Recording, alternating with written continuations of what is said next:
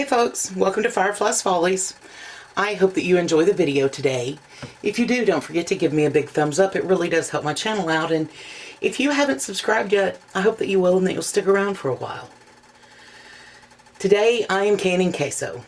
Yep, plain old queso, the kind that we make all the time for parties. Block of pasteurized processed cheese and a can of tomatoes and peppers. I've had people ask me, why do you bother canning it? The answer's pretty simple. If I make this, I will either eat the whole thing because I have very little self-control where cheese is concerned, or it'll go to waste.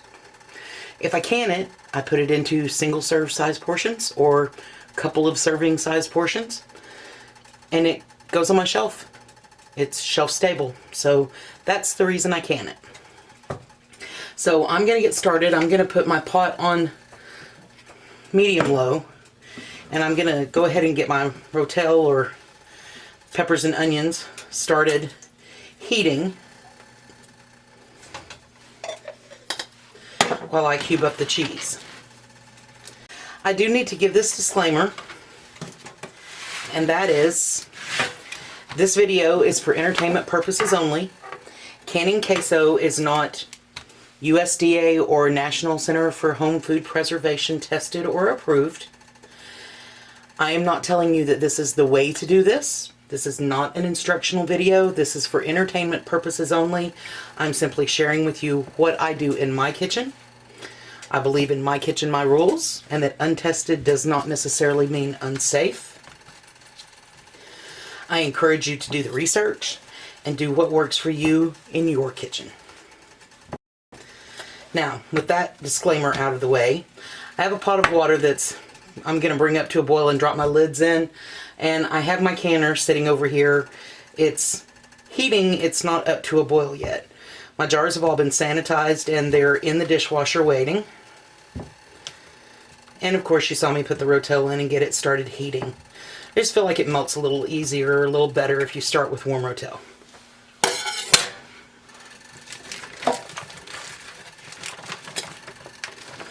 And then I'm just going to drop this in and let it start melting.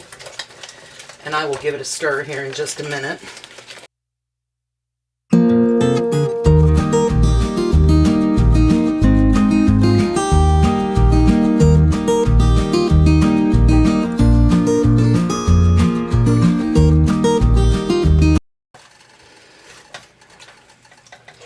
And all I am going to do is make queso. I'm going to melt the cheese in with the rotel or the tomatoes and peppers. I actually bought rotel brand, but sometimes I use the store brand, sometimes I use my own. I'm just out. My tomato harvest was slim pickings this year, so I'm just going to let this melt. I'm going to keep stirring it until it's smooth, and then I will get the jars out, we'll fill them up and get things going. Once we're there, I'll bring it back. Alright, I have gotten this melted so that it's nice and smooth.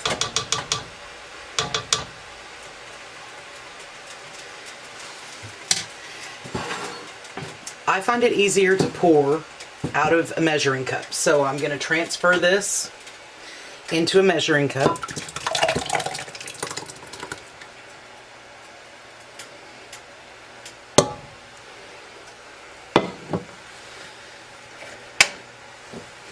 I did drop my lids in the hot water just to get them started. And I've had my jars in the dishwasher getting ready. And it looks like I'm going to get 5 or 6 jars maybe.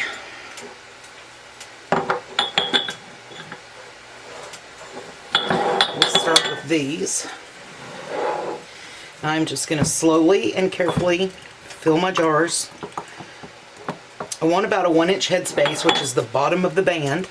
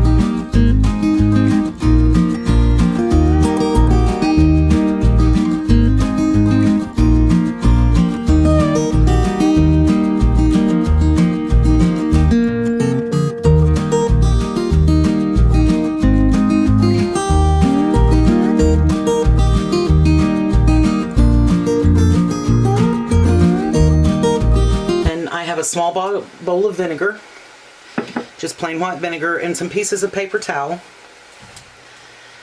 So I'm going to use that to clean my rims, especially since I didn't use the funnel. And this does two things. It cleans anything that would interfere with your seal, but it also gives you a second chance to feel the rim. I always check them when I'm getting them ready, but they can bump together. Anything can happen while they're processing. In the dishwasher, when they're running, you can bump them together and get tiny little nicks. You'd be able to feel that when you do the second. This gives you a second chance to make sure that there's nothing there.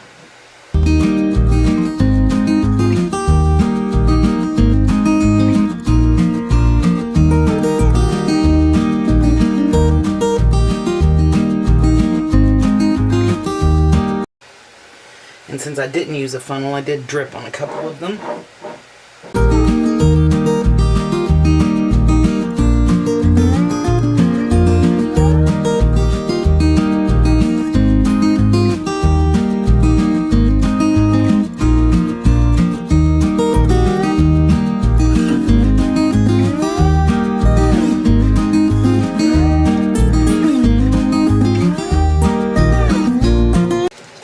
Gonna put on the lid, put a ring on fingertip tight, and then these are gonna go in the canner.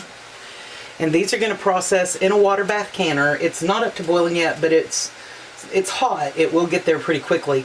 I'm gonna bring them up to a full rolling boil, covered with at least 2 inches of water. And once it reaches a full rolling boil, I'll start the timer, and these are gonna process for 30 minutes. Then I'll turn the heat off, and I'll leave them sitting for about 10 or 15 minutes before I take them out. And once I get to that point, I'll bring you back and show you how they turned out.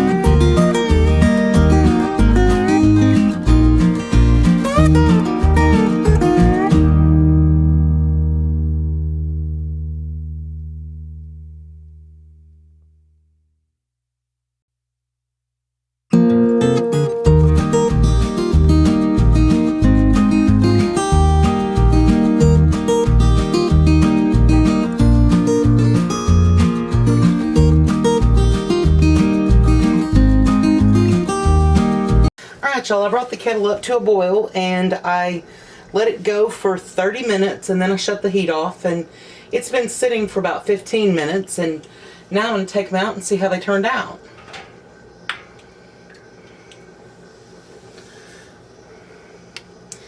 You can see the bits of peppers in it. If I can get it in frame, you can see the bits of peppers that are in it. And it's in 1 cup servings. So that's enough for nachos for a couple of people. It's enough to last me a couple, 3 days if I decide to go on a snacking binge. I don't have to worry about eating an entire brick of cheese because cheese is a weakness for me and I don't have a lot of self-control where it's concerned. And I have it ready whenever I decide that I do want it without worrying about wasting it.